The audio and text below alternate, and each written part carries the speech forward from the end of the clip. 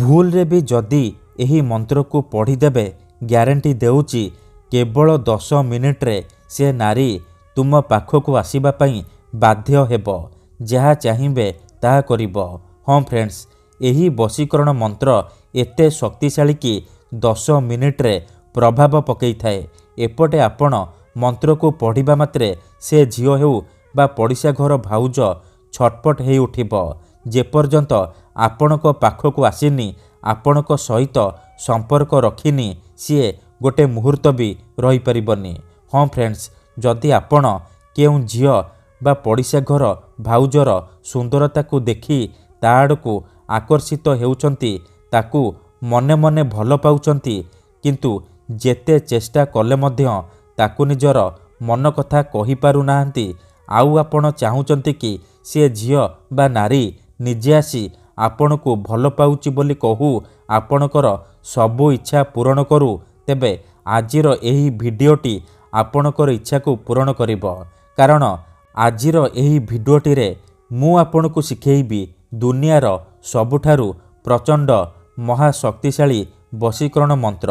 ଏହି ବଶୀକରଣ ମନ୍ତ୍ରକୁ ଯଦି ଆପଣ ଭୁଲରେ ବି କେଉଁ ବି ଝିଅ ବା ଭାଉଜ ପାଇଁ ପଢ଼ିଦେବେ, ସିଏ ସେହି ସମୟଠାରୁ ଆପଣଙ୍କର ବଶରେ ହେଇଯିବ। ଆପଣଙ୍କ ଆଡ଼କୁ ଆକର୍ଷିତ ହେବାକୁ ଲାଗିବ। ପାଗଳୀ ପରି ଆପଣଙ୍କୁ ଭଲ ପାଇବାକୁ ଲାଗିବ। ଆପଣ ତାକୁ ଯାହା କହିବେ, ଯେମିତି କହିବେ ସିଏ କରିବ। ଆପଣଙ୍କର ସବୁ ଇଚ୍ଛା ପୂରଣ କରିବ। ନମସ୍କାର ଫ୍ରେଣ୍ଡସ୍, ଓଡ଼ିଆ ଫଣ୍ଡା ଚ୍ୟାନେଲକୁ ଆପଣମାନଙ୍କୁ ସ୍ୱାଗତ। ଆଜିର ଏହି ବଶୀକରଣ ଦୁନିଆର ସବୁଠାରୁ ମହାଶକ୍ତିଶାଳୀ ବଶୀକରଣ। ଏହାର ପ୍ରୟୋଗ କେବେ ବି ଖାଲି ଯାଏନି। ଯିଏ ବି ଏହାକୁ ପ୍ରୟୋଗ କରିଛି 100ରୁ 100% ସଫଳ ହେଇଛି। ବର୍ଷ ବର୍ଷ ଧରି ଭାଙ୍ଗି ଯାଇଥିବା ପୁରୁଣା ପ୍ରେମକୁ ଫେରାଇ ଆଣିପାରିଛି। ଶାଶୁ, ନଣନ୍ଦ, ଦିଅର, ଭାଉଜ କାହାକୁ ବି ନିଜ ବଶରେ କରି ତାଠାରୁ ନିଜର ମନ ମୁତାବକ କାମ ହାସଲ କରିପାରିଛି। ପଡ଼ିଶା ଘର ସୁନ୍ଦରୀ ଭାଉଜକୁ ମୁହୂର୍ତ୍ତକ ଭିତରେ ପଟେଇ ପାରିଛି। ତେଣୁ ଆପଣ ବି ବିଶ୍ୱାସର ସହିତ ମୋ କଥା ମାନି ମାତ୍ର ଗୋଟିଏ ଥର ଏହି ମନ୍ତ୍ରକୁ ପଢ଼ିକି ଦେଖନ୍ତୁ, ତାପରେ ଦେଖିବେ ଚମତ୍କାର। ଯେଉଁ ଝିଅ ପଟୁନଥିଲା ସେ ଝିଅ ନିଜେ ଆସିବ ଆପଣଙ୍କୁ ଭଲ ପାଉଛି ବୋଲି କହିବ। ଯେଉଁ ପଡ଼ିଶା ଘର ଭାଉଜକୁ ଆପଣ ଦିନରାତି ଭାବୁଛନ୍ତି, ତାର ସୁନ୍ଦରତାକୁ ଦେଖି ତା ଆଡ଼କୁ ଆକର୍ଷିତ ହେଉଛନ୍ତି, ସିଏ ନିଜେ ଆପଣଙ୍କୁ ଫୋନ୍ କରିକି ଘରକୁ ଡାକିବ। ଯାହା ଚାହିଁବେ ତାହା କରିବ। ଆପଣଙ୍କର ସବୁ ଇଚ୍ଛା ପୂରଣ କରିବ। ତେବେ ଏହି ବିଧିକୁ ଆପଣ କିପରି କରିବେ, ଏହି ମନ୍ତ୍ରକୁ ଆପଣ କିପରି ପଢ଼ିବେ, ମୁଁ ଆପଣଙ୍କୁ ଶିଖେଇବି। ସମ୍ପୂର୍ଣ୍ଣ ପ୍ରୟୋଗ ବିଧି ଠିକ୍ ଭାବରେ ଶିଖେଇବି। ଜାଣିବା ପାଇଁ ମୋର ଆପଣମାନଙ୍କୁ ଅନୁରୋଧ କି ଆପଣ ଭିଡ଼ିଓଟିକୁ ମୂଳରୁ ଶେଷ ପର୍ଯ୍ୟନ୍ତ ପୁରା ଧ୍ୟାନ ସହିତ ଦେଖିବେ। କାହିଁକି ନା ଅଧାରୁ ଛାଡ଼ିକି ପଳେଇଲେ କିମ୍ବା କାଟି କାଟି ଦେଖିଲେ ଆପଣ କିଛି ବି ବୁଝିପାରିବେନି। ପରେ ଆପଣ କହିବେ, ଗୁରୁଜୀ ଆପଣଙ୍କର ବଶୀକରଣ ମନ୍ତ୍ର କାମ କରୁନି। ଦେଖନ୍ତୁ, ବଶୀକରଣ କରିବା ପୂର୍ବରୁ ଗୋଟିଏ ଛୋଟିଆ କଥା ମନେ ରଖନ୍ତୁ। ଯେମିତିକି ମନ୍ତ୍ର, ତନ୍ତ୍ର, ଯନ୍ତ୍ର, ବଶୀକରଣ ଇଏ ଏମିତି ସେମିତି କାମ କରେନି। ମନରେ ସମ୍ପୂର୍ଣ୍ଣ ବିଶ୍ୱାସ, ନିଷ୍ଠା ଆଉ ଏକାଗ୍ରତାର ସହିତ ଆପଣଙ୍କୁ ଏହି ବଶୀକରଣ କରିବାକୁ ପଡ଼ିବ। ଏହି ବଶୀକରଣ ମନ୍ତ୍ରକୁ ପଢ଼ିବାକୁ ପଡ଼ିବ।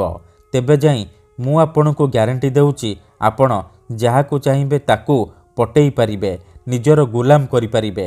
100ରୁ 100% ତାକୁ ନିଜର କରିପାରିବେ। ଯଦି ଗୋଟିଏ ଥରରେ ସଫଳ ହେଉନାହାନ୍ତି, ଦ୍ୱିତୀୟ ଥର ଚେଷ୍ଟା କରନ୍ତୁ, ନିହାତି ଭାବେ ସଫଳ ହେବେ। ଆଉ ଗୋଟିଏ କଥା ମନେ ରଖନ୍ତୁ, ମନରେ କୌଣସି ଖରାପ ଉଦ୍ଦେଶ୍ୟ କିମ୍ବା କୌଣସି ଖରାପ କାମ ପାଇଁ ଆପଣ ଏହି ମନ୍ତ୍ରକୁ ପ୍ରୟୋଗ କରିବେନି। କାହିଁକି ନା ଏହି ମନ୍ତ୍ରର କୌଣସି ପ୍ରକାର କାଟ ନାହିଁ।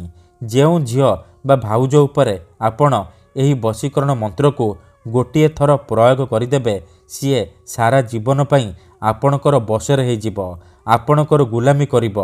ଆପଣ ତାକୁ ଯାହା କହିବେ, ଯେମିତି କହିବେ ସିଏ କରିବ। ଆପଣଙ୍କର ସବୁ ଇଚ୍ଛା ପୂରଣ କରିବ। ଠିକ୍ ଅଛି?